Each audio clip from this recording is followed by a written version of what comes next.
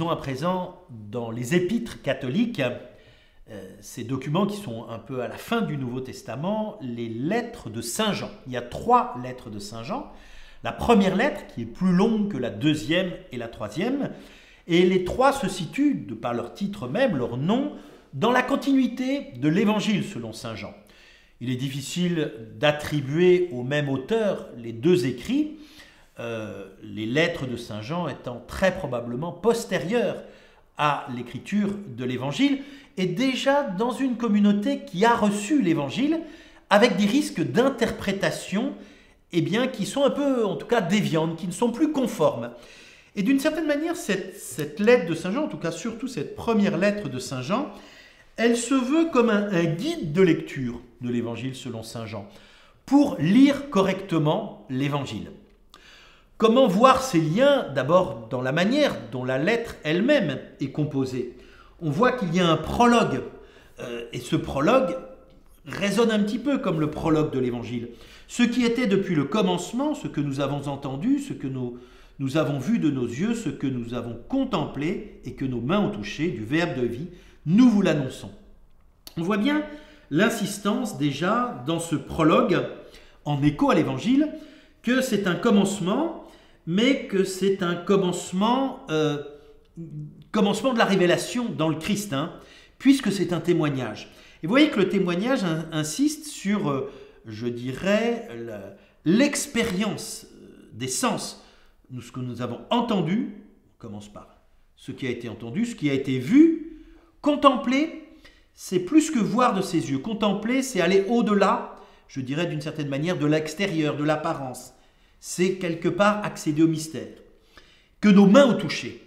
Et ça, c'est une insistance importante. Ce main au toucher, ça veut dire qu'il s'est incarné. Le risque d'une mauvaise interprétation, et d'ailleurs c'est souvent une mauvaise interprétation de l'Évangile selon Saint Jean, c'est finalement de faire du Christ peut-être un fantôme, en tout cas un Dieu, mais qui ne s'est pas vraiment incarné, qui n'a pas été pleinement homme.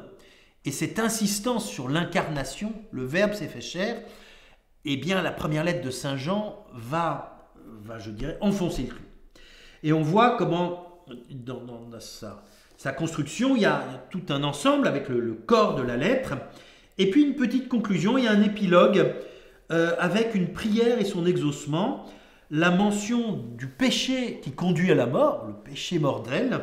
D'ailleurs, c'était un peu énigmatique comme interprétation, et puis sur cette fin, la certitude de la foi.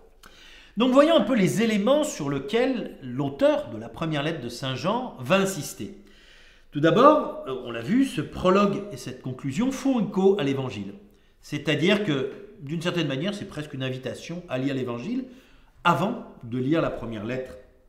Et puis, on voit que ce commencement, c'est pas tout à fait le même.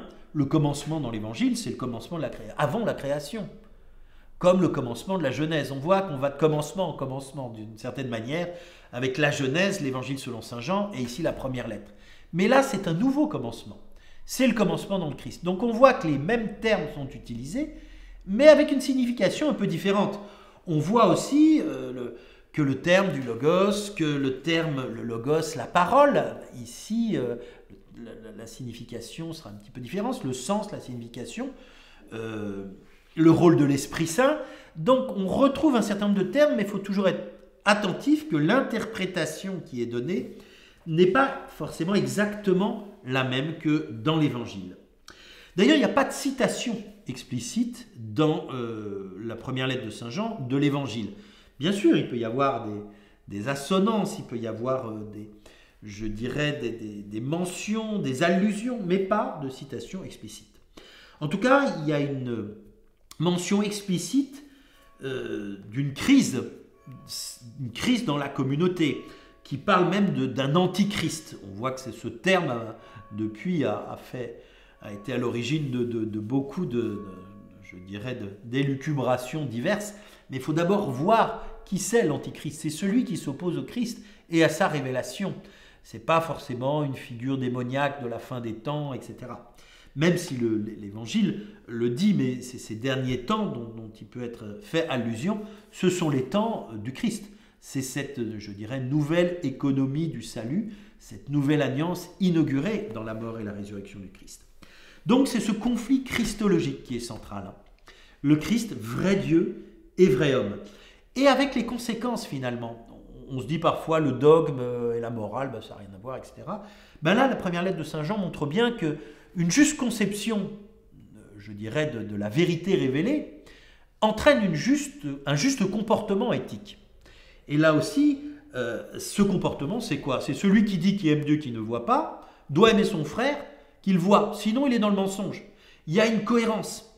Et que si Dieu s'est fait homme, c'est précisément pour nous donner un accès à Dieu à travers l'humanité. Son humanité, mais à travers aussi l'humanité que nous sommes appelés à aimer. Et on voit que cette conséquence est importante. La fin des temps, je le disais, et on le revoit déjà d'ailleurs dans l'Évangile selon Saint Jean, elle est pleinement réalisée. La fin des temps, c'est le Christ mort et ressuscité. Maintenant, d'une certaine manière, il faut que se déroule la plénitude dans l'histoire de ce plan du salut qui va se dérouler du commencement jusqu'au terme. Mais déjà, tout est récapitulé dans le Christ. La mort et la résurrection nous ont déjà tout donné. Et on voit comment eh bien, tout cela, ce rôle de l'Esprit Saint, qui est celui qui inspire au sens le plus fort du terme les communautés, il ne peut pas aller en contradiction avec la tradition, ce qui a été reçu des apôtres, et avec la communion.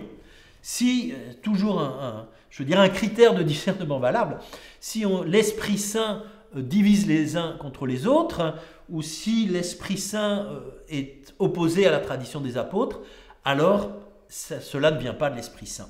On voit qu'il y a déjà un certain nombre de critères, de points d'attention, avec des termes « mes enfants »,« mes petits-enfants »,« mes bien-aimés », etc., qui donnent une certaine proximité à la lettre. On voit que l'ambiance dans laquelle ça a été écrit, c'est aussi une communauté dans laquelle on essaye d'attirer l'attention.